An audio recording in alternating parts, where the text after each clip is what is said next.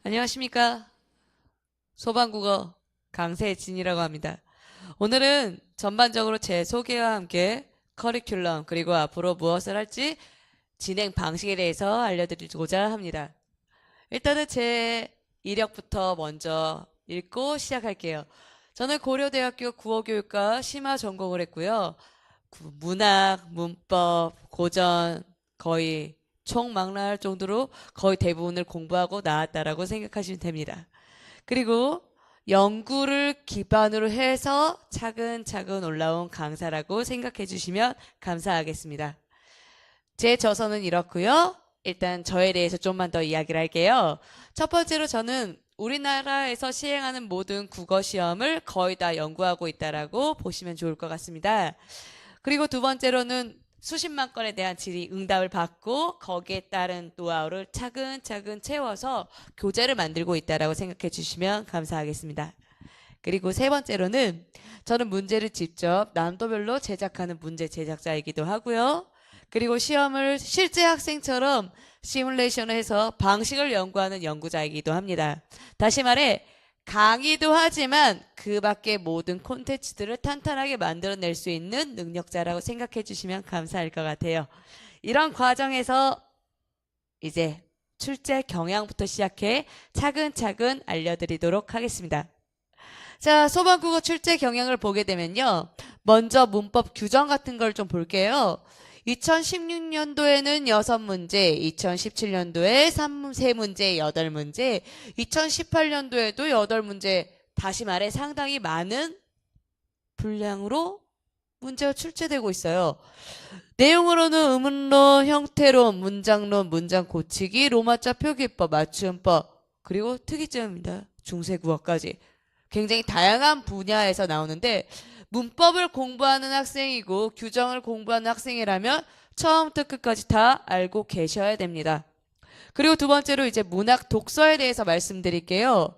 상당히 많죠. 13문제, 11문제, 그리고 12문제, 최근에 있는 문제는 한 10문제 정도 되는데 이 둘만 합쳐도 20문제에서 거의 18문제에서 거의 19문제까지 전반적으로 차지하고 있다는 게 눈에 보이실 겁니다. 따라서 초반에 여러분이 챙겨 넣어야 될 것은 문법, 규정, 문학, 독서라는 걸 다시 한번 강조해 드릴게요. 그리고 분야별로는 아시겠지만 고전시가, 현대시, 고전소설, 현대소설, 수필, 독해 등 총망라할 만큼 범주가 많다라는 걸 꼭 기억을 해주셨으면 감사하겠습니다. 다음에는 이제 어휘예요. 보시면 알겠지만 관형적 표현, 의미관계, 사자성어 이렇게 한 문제, 두 문제, 한 문제 정도 나오는데 거의 내지 않은 상황으로 보입니다. 하지만 우리가 이걸 안 할 수는 없어요. 혹시라도 사자성어 나오면 모르면 틀리는 문제예요. 그리고 중요한 건 문학과 관련되어 있는 문제가 상당수가 나온다는 점이 중요합니다. 그리고 이제 작문과 화법은 이 연도에 공부를 하는 고등학생이라면 필수적으로 해야 되는 과목이에요. 첫 번째 자료 활용, 두 번째 보기 조건, 화법과 작문의 필수 문제 유형입니다. 다음에 이제 대화나 토론, 연설문은 이 화법과 관련돼서 기본적으로 알아야 되는 지식이에요. 다시 말해서 소방국어 출제 경향을 보면 초반에 확실하게 기틀을 잡아놓고 하나씩 채워 넣어가는 과정을 겪는다면 충분히 90점 이상을 확보할 수 있는 기준이 된다는 것입니다. 그러면 이제 어떤 경향을 갖고 있느냐? 문제가 원리를 빠르게 캐치하는 문제 유형이에요.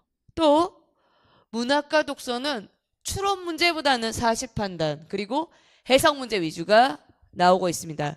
특히나 이 해석 문제는 수능형 문제라고 해서 오히려 거기에 더 가까워요. 이따가 좀 차이점을 알려드릴게요. 다음에 세 번째, 화법과 작문은 기초개념 위주로 나왔는데 이건 지금 초창기 문제라서 그런 것 같습니다. 다음에 이제 네 번째는 염려가 낮다는 것. 그리고 깊이 있는 해석은 요구하지 않는다는 것. 그리고 마무리, 독서와 관련된 고난도 논리력은 요구하지 않는다는 게 이 시험의 특징이에요. 그러면 앞으로 무엇을 어떻게 공부해야 될까요? 어떻게? 확인해 보겠습니다. 먼저 단순 이론형 문제예요. 다음 밑줄 친 문장의 형태 소 개수는이라고 적혀 있는데 개수만 물어봤죠? 그러면 직접적으로 형태소를 나누기만 하면 바로 나와요. 나누기만 하면 총 몇 개? 하나, 둘, 셋, 넷, 다섯, 여섯, 일곱, 여덟, 아홉. 총 9개 이렇게 개수로 나오는 문제 유형입니다. 그런데 최근에는 그렇게 나오지 않아요.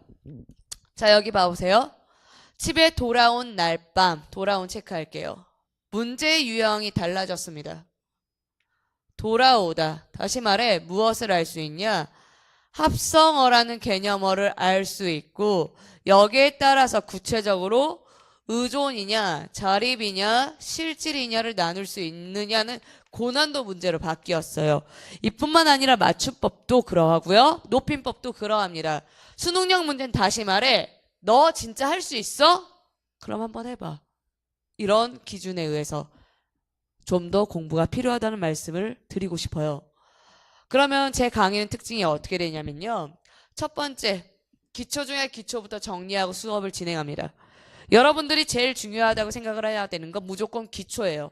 기초를 모르고 강의를 들으실 수는 없고요. 기초를 모르고 문제를 푸실 수는 없어요. 그래서 기초를 확실하게 정리하는 게 중요하고요. 두 번째, 맵을 드립니다. 교재에 있습니다. 현재 어느 부분을 배우고 있는지 골격을 잡아낼 수 있는 게 특징이에요. 세 번째, 암기는 최소. 제가 매 순간마다 암기 이렇게 하세요. 이건 정확히 보세요 라고 강조하실 거예요. 그러면 그걸 그 주에 끝내십시오. 그리고 응용력을 기를 수 있도록 실력을 타파하는 쪽으로 키우시길 바랍니다. 다음에 예외적으로 알아야 할 내용은 얼렁뚱땅하지 마십시오. 정확히. 그리고 단순 암기가 아닌 실전에서 쓸 수 있는 노하우. 그리고 누적된 데이터를 통해서 제대로 된 조언을 해드릴 테니 걱정하지 마시고 상담 요청하십시오. 어떻게? 저는 이런 상태예요. 문학 이렇게, 문법 이렇게, 화법 이렇게. 저는 어떻게 앞으로 공부를 해야 될까요? 구체적인 수치를 가지고 상담을 부탁드릴게요. 그러면 제가 누적된 데이터로 조언을 해드립니다. 다음은 이제 커리큘럼 가이드를 말씀드릴게요. 일단 2개월 동안 기초를 완성시킬 거예요. 기초는 무엇? 문법. 어법이라고 하죠. 일명. 두 번째, 어법 중에서 어떤 것? 형태론, 의문론, 문장론 순으로 가르칩니다. 어떤 학생이 이렇게 말해요. 선생님 의미론은 안 알려주세요? 주세국어는요? 기본적으로 그걸 모르면 걔네들은 할 수가 없고요. 의미론은 거의 어휘의미론으로 거의 많이 빠져 있어요. 의미관계를 관련돼서 문제를 무니까. 그래서 기본적인 걸 토대로 갑시다. 그리고 문학, 이론 모르시고 문제를 풀 수가 없어요. 이론을 기반으로 잡아내는데 이때 해석도 동반됩니다. 다시 말해 2개월 심화 과정에서 기초를 먼저 채우는 과정이 기초 완성이라고 생각해 주시면 감사하겠고요. 다음에 이제 2개월 심화 완성은 진짜 실전력이라는 이것이 진짜 중요해요. 문학을 알아요. 문학 이론. 근데 시해석을 못해요. 도루묵입니다. 무조건 시해석, 무조건 소설 해석, 무조건 독서 하실 수 있을 만큼 채워드려요. 그것도 아주 올드한 작품이 아니라 최신, 수능과 버젓이 나올 수 있는 작품, 고급 작품, 알아야 되는 작품, 포인트 잡는 작품 위주로 출제해서 여러분들을 가르칩니다. 다음으로는 기출문제 분석 시간이 실제로 필요합니다. 출제 경향을 모르고 문제 유형을 모르고 문제의 시험을 보는 사람은 거의 없어요. 아예 없다라고 생각을 하시면 되고요. 이걸 약 2개월간 본격적으로 시작을 할 거고요. 그리고 마무리 동영 모의고사. 이때 여러분들이 배운 걸 복습을 하시고 계시는데 그건 당연한 거고요. 뭐가 중요하다? 시간을 단축시킬 수 있는 노하우로 배우셔야 돼요. 이 문제 유형은 어떻게 배운다? 이렇게 배운다. 접근법을 배우는 시간이 이 시기입니다. 물론 초반에도 몇 번 언급은 해드려요. 하지만 본격적인 게임은 이때라는 걸 꼭 기억을 해주시면 감사하겠습니다. 그럼 이제 기초 완성 다시 한번요. 속도를 빠르게 하여 정확하게 문제를 풀기 위해 탄탄하게 다져야 된다는 것. 따라서 문법은 형태론. 시작이 형태론부터예요. 의문론, 문장론. 그리고 문학은 운문이론, 산문이론과 더불어 다양한 예시가 포인트입니다. 여러분이 적어도 이걸 배우게 된다면 처음부터 끝까지 약 200작품 정도로 공부하시게 될 거예요. 그리고 마무리 독서. 독서는 사실 전개 방식이 까다롭게 나오면 골치가 아파요. 그래서 이 부분을 좀 더 강조를 할 거고요. 실질적으로 어떤 제재를 통해서 어떻게 읽는가를 배우는 방식이 기초 완성입니다. 이때는 독서는 어려운 게 나오지 않습니다. 다음에 이제 심화. 한글 맞춤법 하셔야 돼요. 표준어 규정 하셔야 됩니다. 로마자 하셔야 되고요. 외래어도 하셔야 돼요. 할 거 많죠? 하지만 무엇이 중요한지 그걸 기준으로 쭉쭉쭉 체계적으로 빼놨어요. 다음에 두 번째. 문학은 아주 쉬운 작품을 걸러서 후반부에는 아주 어려운 작품까지 체계적으로 배우는 과정이에요. 그리고 이제 마무리. 독서는 난도 상관없습니다. 무조건 빨리 캐치하는 게 문제이기 때문에 문단이 짧은 것부터 긴 것까지 확실하게 독해력을 키워드리겠습니다. 그러면 이제 개별 맞춤 관리라는 거는요. 누적된 데이터와 함께 현재 상황 그리고 사실 여러분이 푼 것만 카피해서 저한테 보여주시면 전반적으로 어떻게 포인트를 잡았는지 눈에 보일 정도예요. 그만큼 좀 많은 걸 봤다라고 생각해 주시면 감사드리겠고요. 혹시라도 학생분이 부족분이 있다 그러면 애프터 서비스 반드시 해드립니다. 그리고 이제 마무리. 성적을 관리하고 있고요. 합격권을 끌어올리기 위한 솔루션도 같이 제공을 하기 때문에 언제든지 찾아만 와주세요. 그리고 이제 마지막. 학습 전략 알려드릴게요. 문법. 이해와 암기 구별할 것. 가끔 문법 중에서는 이해가 필요 없는 암기 부분이 있어요. 예를 들어서 보조사, 격조사를 아는 부분이에요. 그거는 확실하게 공부해주고요. 그리고 두 번째 매주 해와야 하는 내용을 절대 밀리지 말아주세요. 저는 계획적으로 공부하는 타입이기 때문에 계획적으로 학생들에게 요구해요. 이번 주 이걸 안 됐는데 다음 주 이걸 한다? 말도 안 된다고 생각합니다. 그러니 절대 밀리지 마시고요. 딱 일주일 분량이에요. 다음 세 번째, 약점을 정확히 알고 그 부분을 확실하게 이해하고 넘겨주세요. 얼렁뚱땅하지 마시라는 의미고요. 마지막, 궁금증이 있다면 그냥 저한테 오세요. 해결해 드릴게요. 문학, 오늘 배운 내용만 복습해 주십시오. 예습하지 않으셔도 됩니다. 다음에 제가 언급한 기준을 계속 써주세요. 화자 찾아라, 대상 찾아라, 팩트만 찾아라. 그걸로도 충분합니다. 그리고 매주 공부해야 할 일부 자료를 드립니다. 밀리지 말아주시고요.